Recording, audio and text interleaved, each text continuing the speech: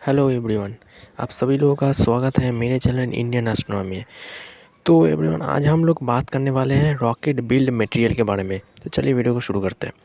तो मैंने इससे पहले कहा था, मतलब इससे पहले वीडियो के में, कि हम रॉकेट फ्यूल टैंक के बारे में बात करेंगे। लेकिन उससे पहले आपको रॉकेट बिल्ड मटेरियल को समझना पड़ेगा, तब आप रॉकेट फ्यूल टैंक को समझ पाएंगे। तो चलिए हम बात करते हैं।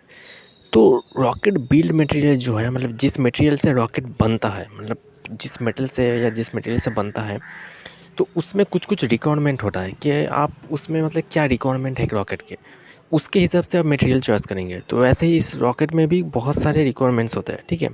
तो हम एक एक करके पॉइंट टू पॉइंट उसे समझने की कोशिश करेंगे।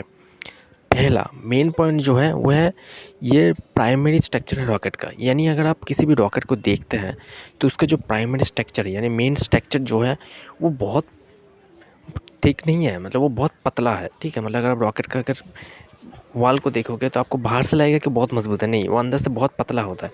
क्योंकि रॉकेट के जो फ्यूल टैंक है वो उसके अंदर ही है। मतलब ऐसा नहीं कि वो फ्यूल टैंक जो अब रॉकेट का है उसके नीचे ही इंजन लगा दिया जाता है।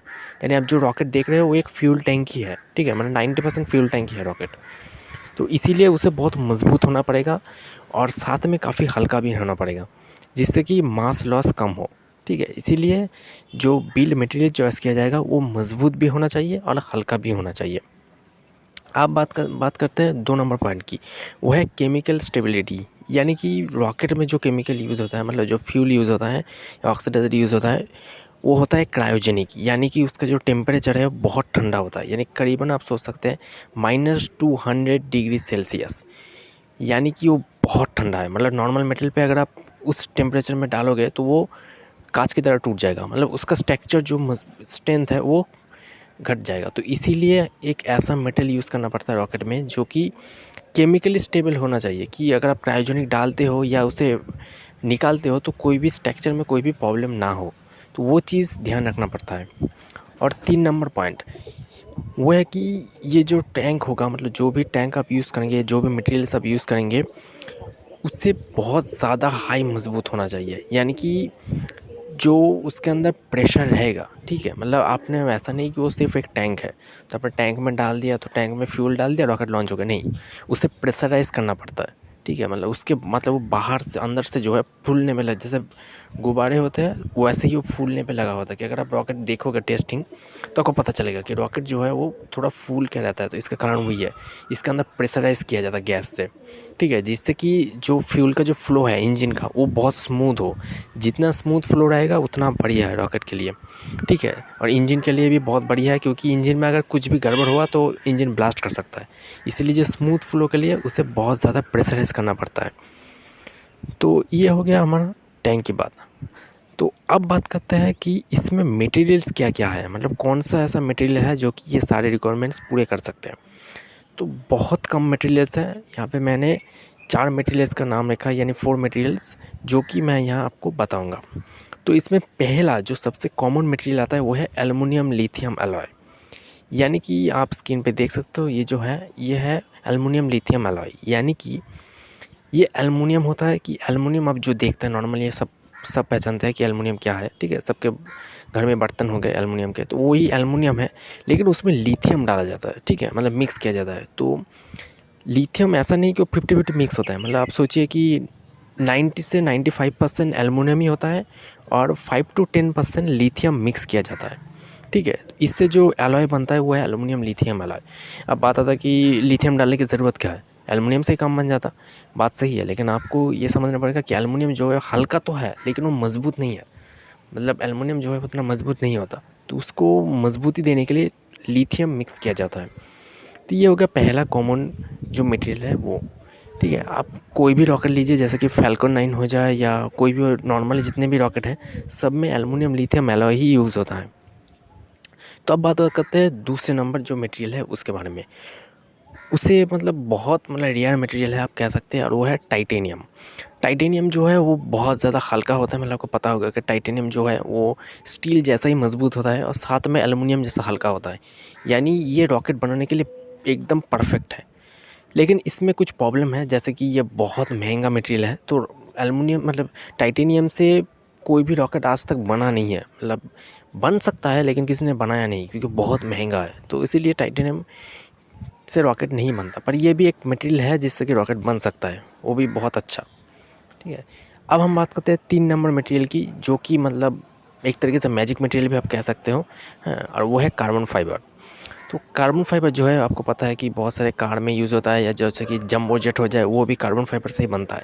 तो कार्बन फाइबर है क्या? तो कार्बन फाइबर जो है आप देख सकते हैं, ये कपड़ा टाइप का एक फैब्रिक होता है। तो इसे क्या किया जाता है कि इसे एक मोल्ड पे डाला जाता है। एक मोल्ड होता है कि आप जैसा बनाना चाहते हैं कोई भी चीज़, तो मोल्ड पे डालने के बाद उसे बेक किया जाता है एक ओवन में। ठीक है, मतलब प्रेशराइज से बेक किया जाता है, तब वो जो निकलता है, मतलब जो स्ट्रक्चर निकलता है वो स्ट्रक्चर बहुत मजबूत होता है, मतलब वो स्टील से भी थोड़ा ज़्यादा मजबूत होता है, आप सोच लीजिए, और बहुत हल्का भी रहता है। तो कार्बन फाइबर बेस्ट है, लेकिन इसमें भी एक प्रॉब्लम है, और वो प्रॉब्लम ये है कि ये बहुत महंगा है। मतलब आपको ख़रीदने में महंगा नहीं लगेगा, मतलब अगर आप कार्बन फाइबर कपड़ा अगर खोजते हैं तो वो कपड़ा ज़्यादा महंगा नहीं है, लेकिन जब उस कपड़े से आप बनाना चाहेंगे रॉकेट, तब आपको लगेगा कि बहुत महंगा हो जाएगा। ठीक है, मतलब उसे ख़रीदने में महंगा नहीं लगेगा, लेकिन उसे बनाने में बहुत पैसा लग जाएगा। तो इसीलिए कार्बन फाइबर जो है, कुछ कुछ रॉकेट बनता है कार्बन फाइबर से, जैसे कि इलेक्ट्रॉन रॉकेट जो है वो भी कार्बन फाइबर से ही बनता है। तो कुछ कुछ कंपनी लेते हैं, लेकिन जिनका बजट थोड़ा कम है तो वो कार्बन फाइबर यूज़ नहीं करते। ठीक है, और कार्बन फाइबर जो है वो बहुत नाजुक मटेरियल है, क्योंकि वो मतलब चटक सकता है, क्योंकि रॉकेट में ज़्यादा स्ट्रेस पड़ेगा तो वो चटक जाएगा, ज़्यादा यूज़ भी नहीं हो सकता कार्बन फाइबर। तो कार्बन फाइबर यूज़ नहीं होता है। ठीक है, मतलब बहुत कम होता है। अब बात करते हैं 4 नंबर जो मटेरियल है उसके बारे में, और वो मतलब सबसे सस्ता मटेरियल है, और वो है स्टेनलेस स्टील। मतलब अभी के जैसे स्टारशिप हो जाए, स्टारशिप जो देख रहे हैं आप, वो स्टेनलेस स्टील से ही बना है। तो बात होता है कि स्टेनलेस स्टील तो बहुत भारी है, तो फिर वो क्यों यूज़ होता है? क्योंकि रॉकेट को तो हल्का रहना पड़ेगा। बात सही है, लेकिन इसमें मास लॉस कम होता है। आप कहें कैसे? तो ये देखिए, अगर आप एल्युमिनियम यूज़ करते हैं, ठीक है, तो एल्युमिनियम आपको लगेगा कि स्टील से हल्का है तो बहुत वेट लॉस हो जाएगा, लेकिन ऐसा नहीं होता। क्योंकि अगर आप रॉकेट बनाना चाहते हैं तो एल्युमिनियम का मतलब जो वॉल का थिकनेस होगा, ठीक है, वो ज़्यादा रखना पड़ेगा, यानी कि वेट जो है वो एक्स्ट्रा ऐड होगा ही एल्युमिनियम के साथ। लेकिन अगर आप स्टील की बात करते हैं तो स्टील के अगर आप रॉकेट बनाते हैं तो वो पतला से भी काम बन सकता है, यानी उसका वॉल का जो थिकनेस होगा वो कम रह सकता है। क्योंकि स्टारशिप अगर आप देखें तो स्टारशिप बहुत मोटा स्टील का नहीं है। स्टारशिप जब लॉन्च हुआ था, मतलब अगर लॉन्च हो या टेस्टिंग के समय देखेंगे तो आपको पता चलेगा कि उसका जो वॉल का थिकनेस है वो बहुत पतला है। क्योंकि कभी-कभार मैंने देखा था कि जब उसे मतलब प्रेशराइज़ किया जा रहा था या डीप्रेशराइज़ किया जा रहा था, तब उसमें डेंट आ रहे थे। इसका मतलब वो बहुत पतला है, लेकिन फिर भी वो कितना मज़बूत है आप देख सकते हो। तो स्टील जो है बहुत मज़बूत है। तो स्टील भी यूज़ होता है, लेकिन ऐसा नहीं आप नॉर्मल स्टील यूज़ कर नहीं कर सकते। इसके लिए मतलब हाई ग्रेड स्टील यूज़ होता है, जैसा कि एक बहुत फेमस स्टील है, उसका नाम है 304L। ये जो है ये स्टारशिप बनता है इस स्टील से, और ये बहुत ज़्यादा मज़बूत है। मतलब इसका ये आप कह सकते हैं कि इसके अंदर अगर आप क्रायोजेनिक डालेंगे, यानी लिक्विड ऑक्सीजन या लिक्विड मीथेन डालेंगे, तो ये और मज़बूत हो जाएगा। मतलब ये एकदम उल्टा है, मतलब नॉर्मल स्टील पे अगर हम डालेंगे स्टील टूट जाएगा, लेकिन ये और मज़बूत हो जाएगा। तो इसीलिए ये स्टील यूज़ होता है रॉकेट में। तो यही कुछ मटेरियल्स है जिससे कि रॉकेट बनता है। ठीक है, और एक बात आपको और समझना पड़ेगा कि ये जो मटेरियल्स बनते हैं इसके अंदर बहुत स्ट्रेंथ डाला जाता है एक्स्ट्रा। क्योंकि ये जो मटेरियल्स है इसमें कुछ वैराइटीज़ है कि आपके हिसाब से आप यूज़ करेंगे। जैसे कि अगर आपके पास बजट है तो आप हाई ग्रेड चीज़ यूज़ करेंगे, जैसे कि ये हो जाए कार्बन फाइबर। ऐसी चीज़ अगर आपका बजट इशू है तो आप एल्युमिनियम यूज़ करेंगे, और स्टील यूज़ कर सकता है। तो ऐसे ही यूज़ किया जाता है। ठीक है, स्पेसएक्स स्टील इसी कारण यूज़ कर रहा है क्योंकि स्पेसएक्स पहले कार्बन फाइबर यूज़ कर रहा था। पहले जब स्टारशिप बन रहा था तो कार्बन फाइबर ही उन्होंने बनाया था टैंक। फिर लगा नहीं बहुत महंगा है, ठीक है, और बहुत लेट होगा बनाने में, तो इसलिए उन्होंने छोड़ दिया। तो स्टील जो स्टील में एक और भी फ़ायदा है कि स्टील जो है बहुत जल्दी बनेगा। मतलब अगर आप रॉकेट बनाना चाहते हैं तो स्टील क्या है, स्टील आपने काट लिया, ईज़िली काट भी सकता है, और वेल्ड करना तो बहुत ईज़ी है। तो इसीलिए बहुत ईज़िली और बहुत क्विक बन सकता है काम। पर अगर आप एल्युमिनियम लेते हैं या कोई और मटेरियल लेते हैं, इसमें बहुत लेट होगा रॉकेट बनाने में। तो इसीलिए स्पेसएक्स ने स्टारशिप बनाने के लिए स्टील चॉइस किया गया। तो वो आपके हिसाब से है कि आपको क्या बनाना है, आपका क्या रिक्वायरमेंट है, उसके हिसाब से आप लेंगे। ठीक है, तो ये हो गया कुछ रॉकेट बिल्ड मटेरियल्स के हिसाब से। ये सारे जो चीज़ मैंने नाम दिए वो यही चीज़ें रॉकेट बनाने में काम आते हैं। तो आपको ये वीडियो कैसा लगा आप मुझे ज़रूर कमेंट करके एक बार बताइए, और अगर आपको कुछ सजेशन हो कि आपको कुछ सवाल है या फिर अगर आपको कुछ जानना है तो आप कमेंट कर सकते हैं। ठीक है, मैं रिप्लाई दूंगा। अगर मैं रिप्लाई नहीं दे पाया तो आपको नेक्स्ट वीडियो में आपका जो क्वेश्चन है उसका आंसर मैं दे दूंगा। Thanks for watching.